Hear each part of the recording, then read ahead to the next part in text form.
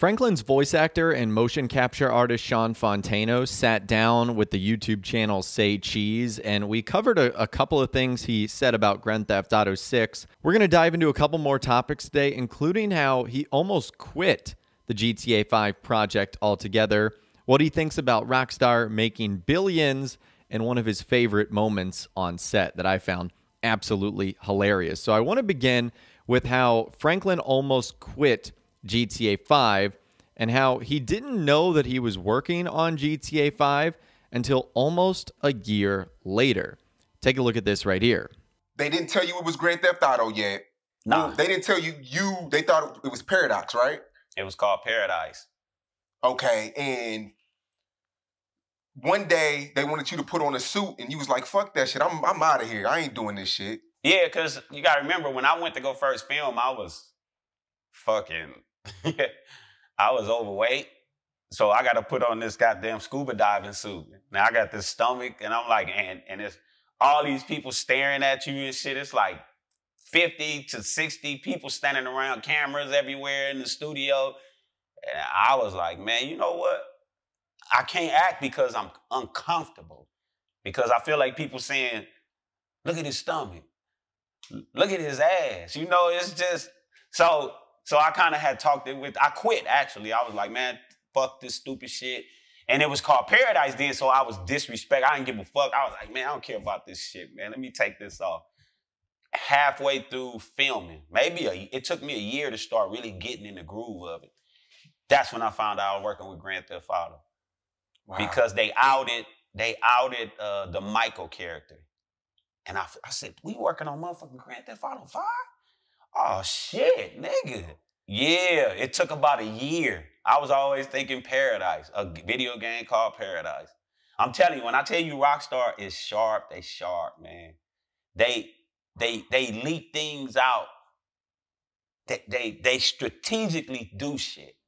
What I found cool about the Grand Theft Auto 5 part there was that I guess the internal code name for the game was Paradise, and that would make sense since the game is taking place in Southern California, Los Angeles, the City of Angels, so I guess that kind of makes sense. It's also wild that he didn't even know the Michael stuff was coming until a year after. So sort of dialing this into GTA 6, it kind of makes you wonder how many of the voice actors still have no idea that they're working on it, or if they just found out that they're working on it. I mean, at some point, in order to successfully portray the character you're trying to do, you have to know what's going on. But he said that's kind of funny. Like, he didn't even realize it until he knew that Michael was involved and that he was going to be working with Ned Luke. He's like, oh, this is GTA 5. That's kind of cool.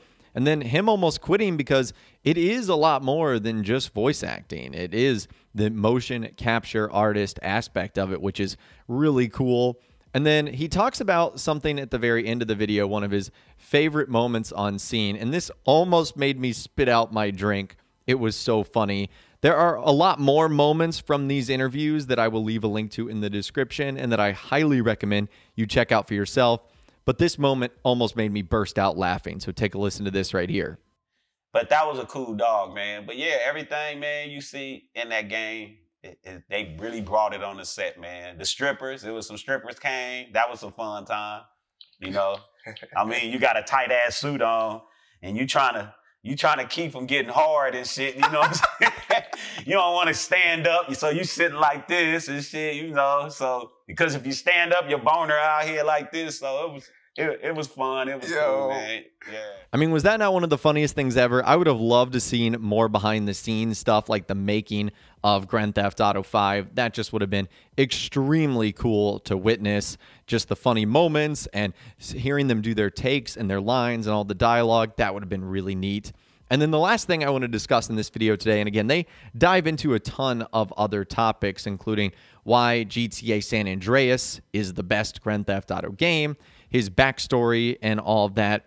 But in this final clip I want to show you guys right here, he talks about him being okay with Rockstar making a ton of money and how even though he doesn't get royalties or anything like that, they're still taking really good care of him. Take a listen to this right here. Well, I don't talk about, when it comes to Rockstar, man, and they love me for this, I don't get into finances with nobody about it. But that's natural instincts with anybody and anything. But if anybody look at it and do real research, is video game don't pay nobody royalties because SAG-AFTRA don't let them do it. SAG-AFTRA have to open up and say, hey, you guys have to, now y'all have to start, because when you really look at it, that is our likeness, my voice, my charisma, my everything. But yeah, I think about it all the time. What if? What if? But you also look at it like, thank you, Rockstar. And don't get me wrong, bro. I'm not hurting for nothing. Rockstar love they boy, man. That's facts. PlayStation 5. So come on, man. I mean, they been good to me, man. They've been good. I can speak for me. You know, the other people say what they want to say, but I know that they've been good to, you know, they treat us right, man. They do. They, according to the rules of SAG and AFTRA, they treat us right. They do. And I know there's a lot of roles out there for me. You know, in the last 8-9 years since Grand Theft Auto came out, I'm a movie enthusiast, man. You know, I like movies. And I see roles that could have been me. I could have run in red for that role. And me being the big video game star, I'm more than sure they would have gave me somewhat of a little shot at it. You feel me? Right. So this go around, I'm going to get mine. You're going to see me on somebody fucking screen soon, brother. Trust me. So Sean Fontano just sounds like a really genuine guy. Like he sounds like he has his head squared on straight. So I'm really happy for him and all of his success. And speaking of that, I sort of want to tie into this because I think it will be actually something that's kind of cool. You guys might be interested in it as well. I think I'm going to be picking it up too. Sean Fontano actually has a book out today. The book is called Game Changer. It's Sean's journey from the streets to your video game console. So it sort of outlines his career and how he ended up working on GTA 5. I'll leave a link to that in the description if you guys would like to take a look at that for yourself.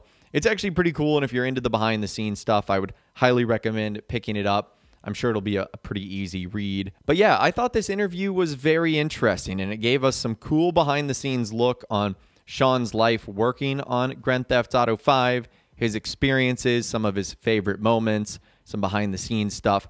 I'd love to hear from you guys, though, in those comments down below. Let me know what you think about this really cool interview with Sean Fontano. What was your favorite part? And a whole lot more. If you guys did go on to enjoy this video, though, a like rating would, of course, be awesome. And be sure to subscribe to my YouTube channel if you are new. You want to stay up to date on all the latest GTA and all the Rockstar Games videos that I'll be doing here on my channel. And be sure to ring that notification bell as well. Sometimes YouTube just doesn't work, and if you ring that bell, you'll always be guaranteed to be notified when new videos arrive. But of course, as always, guys, thank you all so much for watching. Take care, and I'll see you guys in the next video.